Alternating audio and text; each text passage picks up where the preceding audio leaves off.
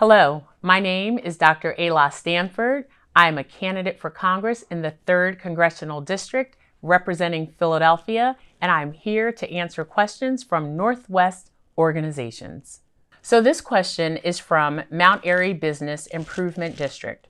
What specific federal policies or programs would you support to help small businesses grow, hire locally, and remain viable in commercial corridors like ours? So I am a small business owner, and I have been for going on 10 years for a medical practice. I understand how challenging it is and to have the expertise to keep your business viable. At a federal level, and programs will be those with low interest rates. For example, to get a loan to start your small business, there will be incentives to hire locally. I've seen firsthand that when you have a business in a community, how it brings up others, like restaurants and other businesses with different goods, that when people come to the health center, they know they can also get other things in the community. All of this leads to economic viability. It leads to the generation of generational wealth for communities. In a city like Philadelphia, where we are one of the poorest, the second poorest in the nation, and how we get to that is by having sustainable businesses that we can invest in and that the community themselves can be proud of. This question is from Chestnut Hill Conservancy. How would you support federal funding and policy that help communities preserve historic buildings, protect open space and watershed resources, and expand access to local history? So for a project like this, you've got to work interagency, meaning city and federal funding, and possibly even state. I'm going to give an example of Marian Anderson, who is a great soprano, national figure, but from Philadelphia, that the house collapsed in South Philly. And I watched them work tirelessly to have funds to restore and keep that history in Philadelphia. And they shouldn't have had to work that hard with fundraisers. So we need to clearly delineate the process that federal funds are available, communicating that with our city and local agencies in my constituent offices, so that if you have land or you have a building, that you can demonstrate why it's important that we preserve it for Philadelphia, and we don't have to watch us lose this history that's so vital to not just Philly, but to our nation. And my constituent services will be apt and ready, because I know how valuable it was to keep Marian Anderson's legacy alive in our city of Philadelphia. Face-to-face Germantown. What laws do you think Congress can pass in the current political environment to increase housing supply for low-income renters? So in the current climate, I think everything is difficult. But in January 2027, when I hope you elect me to be sworn in, we will be able to flip the House.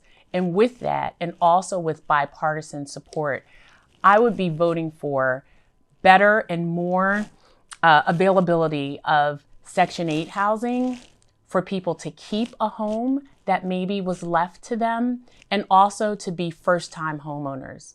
Why it's so important to me is that it wasn't uncommon growing up to come home and see an orange sticker on the door. My brother and I knew what that meant, that we were about to get evicted. We had to go to the Acme right on Germantown Avenue and get the boxes to pack up quick to get to the next location before the landlord found out that my mom couldn't pay the rent. So it's how do we disseminate these federal programs and the information so people know what is available to them. Working with our city government for our renters, but also having low interest loans for people to be first-time homeowners. I've been over to PHA with Kelvin Jeremiah, and I see homes that can be purchased that are income driven, where people can get into a home and have that stability. In this country, wealth is measured by home ownership. Home ownership is linked to education, and education is linked to health outcomes. It's all a continuum. And so for someone who knows how important it is to have a stable place to lay your head, particularly as a child and even as a parent, as you're trying to comfort and keep your children safe, I will push federally and legislative wise for these programs so that people can have low rent and own their homes. Friends of the Wissahickon, as flooding, extreme heat, and biodiversity loss intensifies across Pennsylvania, what role should urban forests and watershed parks play in the federal climate strategy, and what concrete steps would you take to increase the federal investment in places like the Wissahickon Valley? So as a kid who grew up in Philly and loved Fairmount Park and playing hide and seek, I understand how important it is to preserve these areas.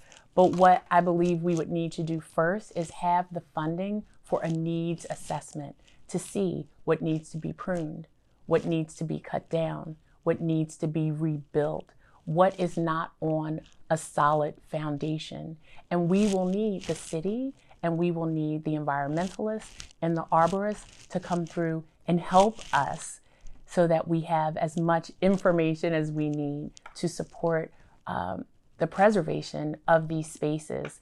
It's not just for the climate and the environment, but it's also, I will say, for mindfulness and peace and beauty that it brings. But there needs to be funding, and there needs to be a Congresswoman that understands the importance of the preservation in these spaces. And I'll do that by working with the community and with the city and seeing where we are now, because there has not been support in this space, but I will be committed to preserving that land.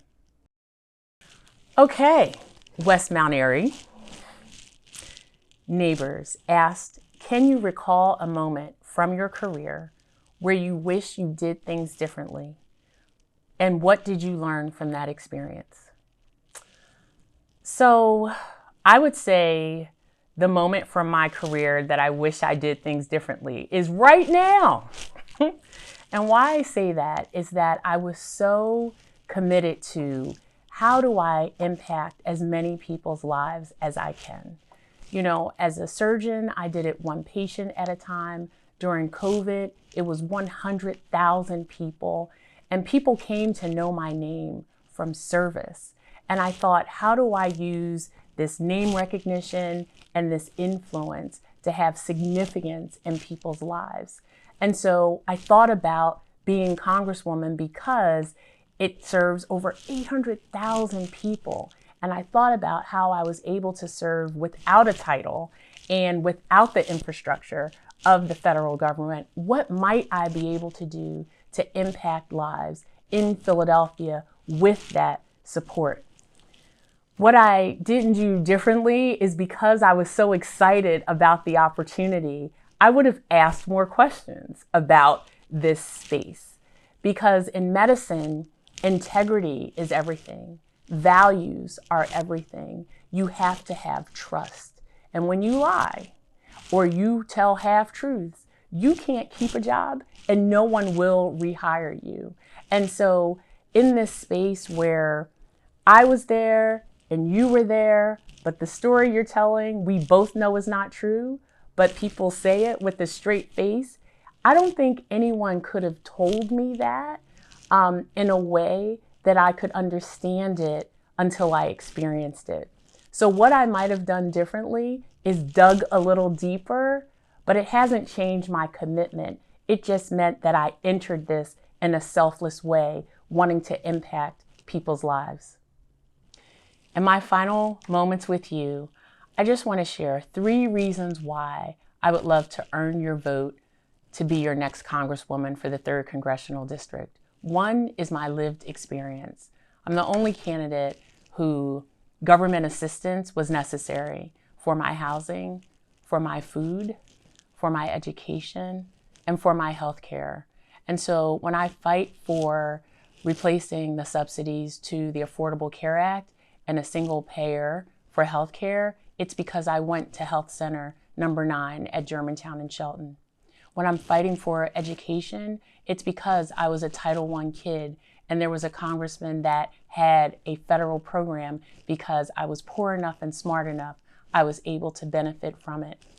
I didn't love being in Abbotsford Projects and Section 8, but because of that government program, I had a place to lay my head, even if it meant sometimes I had to iron my sheets in the wintertime when we didn't have heat. And those SNAP benefits that so many people lost in WIC, I was that food stamp kid. And so when I'm fighting for those things, it's because I know that food is medicine. The leadership that I exhibited during one of our most challenging times in our nation was leading without a title and doing the right thing when no one is watching. As a private citizen, imagine what we could do if I had the infrastructure of being your congresswoman. I want to restore those Affordable Care Act subsidies. I want to stop this funding to this senseless war, taking literally food out of the mouths of our families.